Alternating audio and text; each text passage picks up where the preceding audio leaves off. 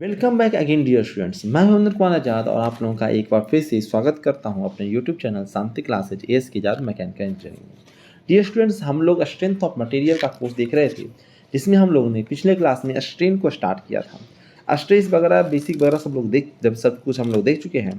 और आज की इस वीडियो लेक्चर में हम लोग स्ट्रेन को आगे देखने वाले हैं। और आगे हम लोग ये सब चीज़ देख चुके थे, ठीक है। जनरलाइज हुक्स लॉ वगैरह हम लोग देख चुके हैं। और आज की इस वीडियो लेक्चर में हम लोग देखने वाले हैं वॉल्यूमेट्रिक स्ट्रेन को, ठीक है। वॉल्यूमेट्रिक स्ट्रेन आपने क्लास में कॉलेज वगैरह में निकाला होगा, कैलकुलेट किया होगा कि वॉल्यूमेट्रिक स्ट्रेन जो होता है वो अननेसेसरी डेरिवेशन है। वो तीनों स्ट्रेन को अगर हम जोड़ देते हैं तो आपका वॉल्यूमेट्रिक स्ट्रेन निकल के आ जाता है।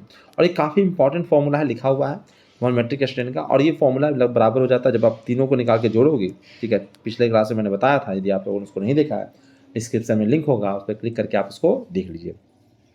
तो हम लोगों ने तीनों को निकाल के हमको जोड़ना है। तो तीनों को निकाल के जोड़ते हैं तो ये फॉर्मूला कुछ इस फॉर्म में बदल जाता है।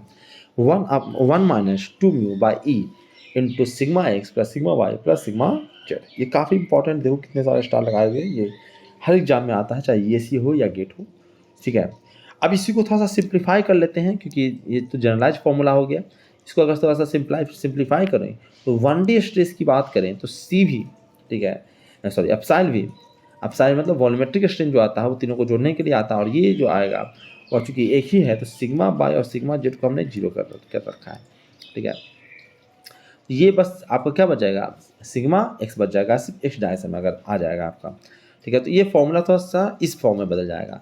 अगर इफ़ अगर एप्सिलॉन अगर आपका नहीं सॉरी म्यू अगर आपका 1/2 हो तो ये वॉल्यूमेट्रिक स्ट्रेन जो होगा वो जीरो हो जाएगा, ठीक है।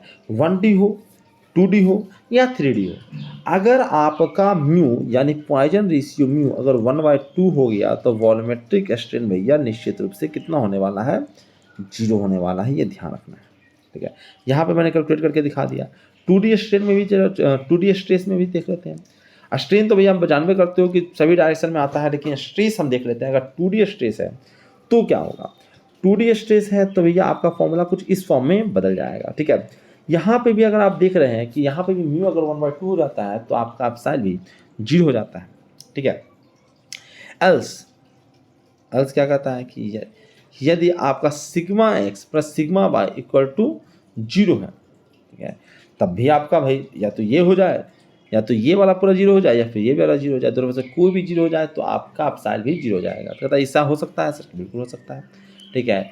एक कंप्रेसिव स्ट्रेस है, एक टेंसाइल स्ट्रेस है। कंप्रेसिव स्ट्रेस मान लेते हैं माइनस मेगा पास कर रहे हैं, -50 मेगा पास कर रहा है। एप्सिलॉन बाई जो रहे सिग्मा बाई जो रहे वो 50 मेगा पास कर रहे हैं। एक कंप्रेसिव रहे एक टेंसाइल रहे, दोनों को जोड़ के कितना आ जाएगा, जीरो आ जाएगा। तो इस कंडीशन में भी वॉल्यूमेट्रिक स्ट्रेन जो हो जाएगा वो जीरो हो जाएगा, ठीक है। इस कंडीशन में हो सकता है, ठीक है। और 3D वाला तो फॉर्मूला मैं दे ही चुका हूँ। यहाँ पे भी अगर देखोगे म्यू 1/2 हो जाता है तो यहाँ पे भी एप्सिलॉन भी जीरो हो जाता है, ठीक है। एक और कंडीशन बनता है आपका sigma A plus sigma Y plus sigma Z इस प्रकार से आ जाए कि तीनों को जोड़ के जीरो हो जाए, तब भी आपका जो आप वॉल्यूमेट्रिक स्ट्रेन है वो जीरो हो जाएगा, ठीक है। तो एक इंपॉर्टेंट चीज़ मैं बताने जा रहा हूँ जो कॉम्पिटिटिव एग्जाम में काफ़ी ज़्यादा आता है।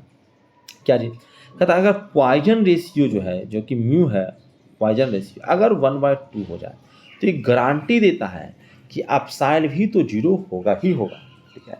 अब हिंदी में मैंने लिख रखा है क्योंकि काफ़ी इंपॉर्टेंट है, तो दिलो दिमाग में बस जाए।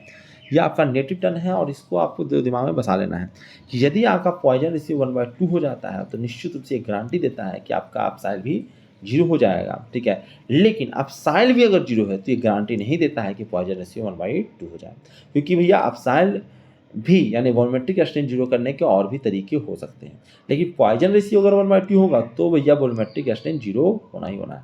तो ये असर्शन रीजन में पहले पूछा जाता था कि भाई बताओ वॉल्यूमेट्रिक स्ट्रेन जो है वो जीरो है, इसका मतलब ये गारंटी है कि पॉइजन रेशियो 1/2 होगा। क्या गारंटी है? नहीं, गारंटी नहीं है, ठीक है। लेकिन हाँ, कोई ये कह दे कि पॉइजन रेशियो भैया हमारा 1/2 है, तो क्या ये गारंटी देता है कि आपका जो वॉल्यूमेट्रिक स्ट्रेन होगा वो जीरो होगा? तो बिल्कुल होगा, ये 100% गारंटी है।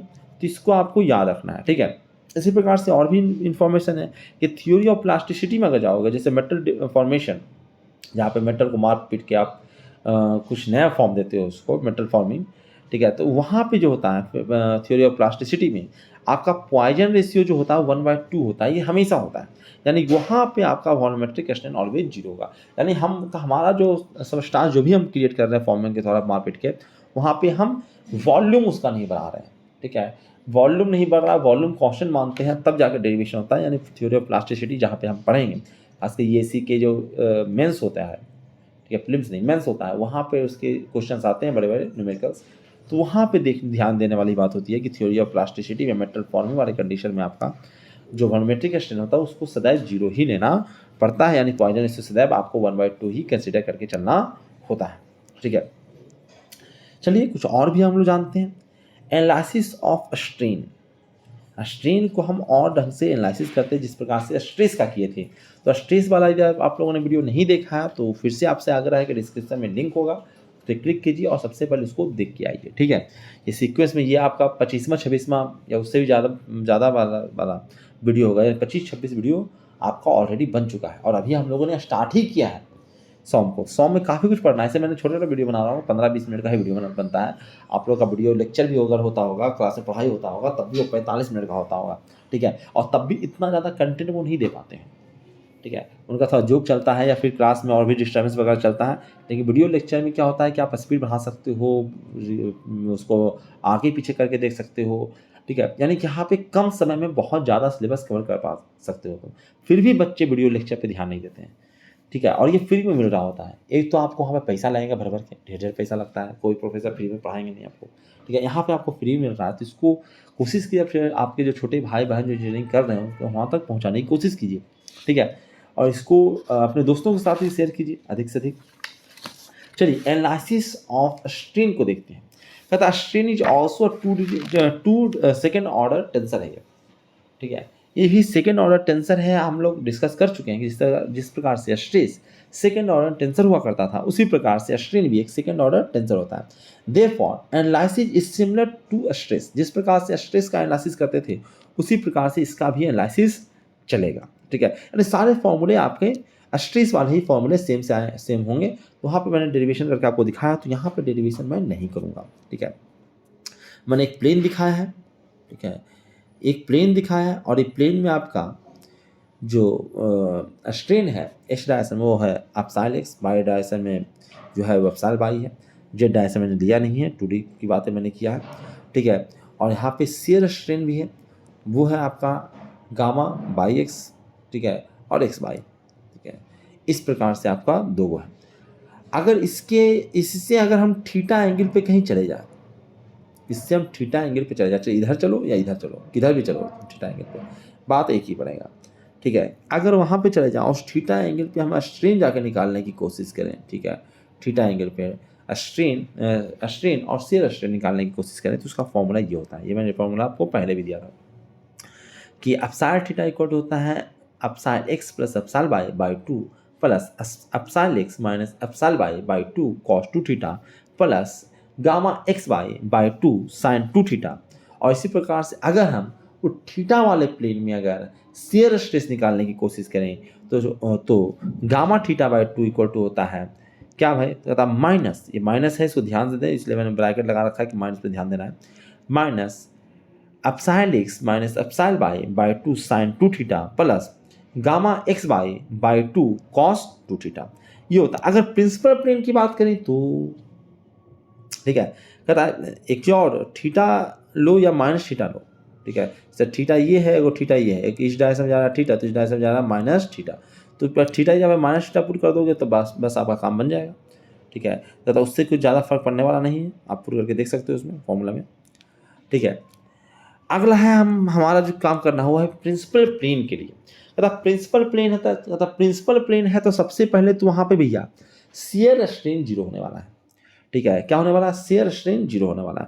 कहता शेयर स्ट्रेन 0 होगा सर, तो शेयर स्ट्रेन वाला फॉर्मूला में 0 पुट करके हम कैलकुलेट कर लेते हैं, ठीक है, शेयर स्ट्रेन वाला ये फॉर्मूला था, ठीक है, इसको हमने 0 कर दिया, ठीक है, और यहाँ से जो आपका प्रिंसिपल प्लेन जो है वो निकल के आ जाए किस एंगल पर प्रिंसिपल प्लेन होगा, ठीक है, 0 किया है, इसको सोल्व किया है, तो साइन है कॉस है जाके हो जाएगा tan theta P equal to हो जाएगा gamma X by 2 by epsilon X minus epsilon Y by 2, ठीक है। अगर इसको थोड़ा सा सोल्व करते हैं बाई 2 सब काट देते हैं तो ये आता है gamma x Y by epsilon X minus epsilon Y, तो ये आपका प्रिंसिपल प्लेन निकल के आ गया, ठीक है। और अगर हम इसको थीटा को लेके थोड़ा सा प्रिंसिपल प्लेन पर स्टडी करें ठीक है। तो ये वाला थोड़ा सा प्रिंसिपल प्लेन बन जाएगा ये, ठीक है। इसमें एक तरफ है आपका gamma x Y by two और एक तरफ है epsilon x minus epsilon Y by two, ठीक है। तो अगर इससे अगर हम इसको कैलकुलेट करना चाहें, ठीक है, पाइथागोरस लगा के, तो ये वाला कैलकुलेट होके आता है, ठीक है। ये आपका कैलकुलेट होके आता है, ठीक है। तो कहता है ये क्या कैलकुलेट होके आया है भाई, तो कहता है कि ये कैलकुलेट होके आया है आपका शेयर स्ट्रेस, ठीक है। क्योंकि आपने वहाँ पे हम जब बात कर रहे थे तो वहाँ पे शेयरिंग की बातें आ रही है, तो ये शेयर स्ट्रेस जैसा कुछ कैलकुलेट होके आया। फिर इसको देखते हैं थोड़ा सा। For maximum shear strain, maximum shear strain principal plane में होगा, तो मैक्सिमम शेयर स्ट्रेन होगा कितना भाई, तो मैक्सिमम शेयर स्ट्रेन अगर निकालना चाहोगे आप तो ये होगा 1/2, जिसको आप प्रिंसिपल स्ट्रेन कहते हो, ठीक है। या मैक्सिमम शेयर स्ट्रेन का प्रिंसिपल प्लेन में जो काम करता है वो होगा epsilon X plus epsilon Y by two plus minus root of epsilon x minus epsilon Y by two का whole square plus gamma X by by two का होल स्क्वायर, ठीक है। यही जो है यही टॉम एक्स बाई टू है, ठीक है। ये जो टर्म है यही क्या है, टॉम एक्स बाई टू। और इसको कैसे निकाल सकते हैं, तो कहता है कि आप जो प्रिंसिपल स्ट्रेन है, प्रिंसिपल शेयर स्ट्रेन आया है, ठीक है, सॉरी जो शेयर स्ट्रेन आया है, तो इसको अगर हम निकालना चाहें तो इस प्रकार से हम निकाल सकते हैं। यहाँ ध्यान देने वाली बात है, ध्यान देने के लिए मैंने दे रखा है कि इसको इम्पॉर्टेंट है, इसको याद रखिएगा कि ये जो आपका प्रिंसिपल स्ट्रेन जो निकल के आया है 1/2, इन दोनों को घटा के अगर आधा कर लीजिएगा तो आपको गामा मैक्स बाई टू निकल के आ जाएगा। ये मैक्सिमम शेयर स्ट्रेन है, ठीक है। ये मैक्सिमम शेयर स्ट्रेन है, इसको आप ध्यान से याद कर लीजिए। अब बच्चे कंफ्यूज हो जाते हैं, कहता है सर आप पहले तो शुरू में किए डिस्कशन किए तो वहाँ कहे कि भैया हमको प्रिंसिपल प्लेन में बातें करनी है, इसलिए हम उस प्लेन में हम अपना शेयर स्ट्रेस जीरो लेंगे, ठीक है। शेयर स्ट्रेस जीरो किया आप लोगों ने, प्रिंसिपल स्ट्रेन निकाल लिया, शेयर स्ट्रेन को जीरो लिया और आपने प्रिंसिपल स्ट्रेन निकाल लिया, मैक्सिमम स्ट्रेन निकाल लिया, ठीक है सर। आपने मैक्सिमम निकाला, ठीक है। अब मैक्सिमम शेयर स्ट्रेन निकाल रहे हो तो कहते हैं मैक्सिमम शेयर स्ट्रेन उसी प्लेन में थोड़ी ना निकाल रहे हैं, इस प्लेन में जहाँ पे ये निकला है वहाँ पे तो आपका जो है वो गामा जो है वो जीरो न है, शेयर स्ट्रेन कितना है, जीरो है। तो हम किसी और प्लेन में निकाल रहे हैं इसको, ये मैक्सिमम शेयर स्ट्रेन जो निकल रहा है वो किसी और प्लेन में निकल रहा है, इस प्लेन में नहीं कर रहा है। ये तो ये जिस प्लेन की बातें आ रही है उस प्लेन में तो भैया शेयर स्ट्रेन है ये नहीं है, वो तो जीरो है। तो मैक्सिमम शेयर स्ट्रेन जो है उस प्लेन में नहीं है, ये कन्फ्यूजन आपको नहीं पालना है, ठीक है। ये मैक्सिमम है किसी प्लेन में और मैक्सिमम शेयर स्ट्रेन वाला जो प्लेन है उसको भी हम कैलकुलेट करेंगे, ठीक है, करते हैं, जरूरत पड़ता है, अगर जरूरत पड़ेगा तो हम लोग करेंगे, ठीक है। तो ये है आपका ये पूरा डिस्कशन होकर आया है, ठीक है। यहाँ पे कुछ और भी जानकारी है, कहता है ये जो गामा मैक्स है, ये गामा मैक्स है, अगर मोहर सर्किल हम स्ट्रेन का बनाएं तो उसका ये डायमीटर की तरह काम करता है, ठीक है। हाँ, अगर टाउ मैक्स बाई 2 कर लोगे तो वो उसके रेडियस के जैसा काम करता है, ठीक है। ये इसका रेडियस है और टाउ मैक्स की बात कर गामा मैक्स की बात करें तो वो आप उसका डायमीटर के रूप में काम करता है। तो इस प्रकार से आप इस पे अब मोहर सर्किल बना सकते हो, और मोहर सर्किल हम लोग नेक्स्ट वीडियो में देखेंगे। मोहर सर्किल स्ट्रेस के लिए हम देख चुके हैं, जिस प्रकार से स्ट्रेस के लिए था उसी प्रकार से स्ट्रेन के लिए रहेगा, ठीक है। तो उसको हम लोग देखने वाले हैं। इसके अलावा हम लोग मेजरमेंट देखने वाले हैं कि स्ट्रेन को हम मेजर कैसे करते हैं, या फिर कहो तो इसी में देख लेते हैं, क्योंकि सबसे चीज़ तो हम लोग पढ़ ही चुके हैं स्ट्रेस में, इसको यहीं पर देख लेते हैं। या फिर रहने दो, लास्ट वीडियो में हम लोग सारा चीज़ डिटेल में देख लेंगे, ख़त्म कर देंगे इस चैप्टर को, जिसमें हम लोग इसको भी देख लेंगे, मोहर सर्किल को भी देख लेंगे, और मेजरमेंट ऑफ स्ट्रेन को कैसे मेजर करते हैं ये भी लिखा हुआ कि ये सी के सिलेबस में नहीं है पर गेट के सिलेबस में है, ठीक है। और बहुत ज़्यादा क्वेश्चन भी नहीं आता है, पर फिर भी इसको इसलिए एक ही वीडियो में कवर कर लेंगे, ठीक है। कि अलग अलग कंडीशन, प्योर टॉर्सन कंडीशन में thin cylinder with internal pressure के केस में स्ट्रेन रोस्टर किस प्रकार से काम करता है, उसको कैसे लगाना है, और फिर लास्टली हम लोग पूरा इसका समरी देखेंगे, क्या क्या पढ़े हैं, सारा फॉर्मूला जैसे तैसे हो जाता है तो सारा फॉर्मूला एक जगह लिख कर उसको पढ़ेंगे, ताकि अलबला जो तुम गए हो वो अलबलाओ नहीं, ठीक है। तो सारे फॉर्मूले को एक जगह लिख लेंगे, ठीक है। सारा फॉर्मूला समराइज करके एक जगह लिख लेंगे कि फॉर्मूला अगर याद है तो भैया आपको 100 का क्वेश्चन बन जाता है कम्पिटिटिव एग्जाम्स में, ठीक है। फॉर्मूला पता होना चाहिए, उसका प्रैक्टिस होना चाहिए कि फॉर्मूला पे हम कैसे काम कर सकते हैं, ठीक है। तो सारा फॉर्मूला हम लोग देखेंगे, उसके बाद नेक्स्ट चैप्टर में चलेंगे, ठीक है। इस यहाँ तक अगले वीडियो में देखने वाले हैं। तो यदि आप लोगों ने चैनल को सब्सक्राइब नहीं किया, सब्सक्राइब कर लीजिए, बेल आइकन को क्लिक कर दीजिए, वीडियो को लाइक कर दीजिए, ताकि भाई नोटिफिकेशन के बिल को भी क्लिक कर लेना है, ताकि नेक्स्ट वीडियो में डालूँ तो आप तक नोटिफिकेशन पहुँच जाए। Thank you very much. इस वीडियो लेक्चर में इतना ही था।